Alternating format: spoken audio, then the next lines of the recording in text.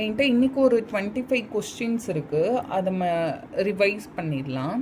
முத்துராமலிங்க தேவரின் ஆசிரியர் யார்? குறைவர வாசித்தான் பிள்ளை. மரமும் பழைய குடையும் என்ற ஸ்லேடையை இயற்றியவர் யார்?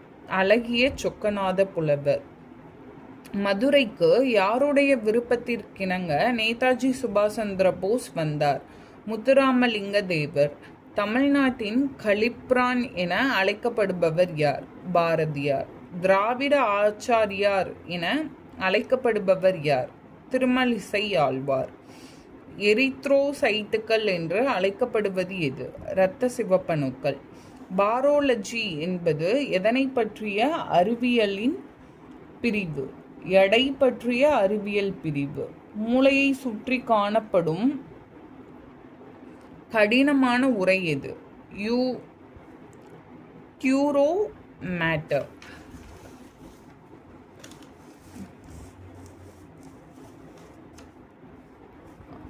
தனித்தமிழ் இயக்கத்தின் தந்தை என்று அழைக்கப்படுபவர் யார்? மறைமலை அடிகள். வல்லபாய் பட்டேலுக்கு சர்தார் என்று பட்டத்தை அளித்தவர் யார்? மகாத்மா காந்தி.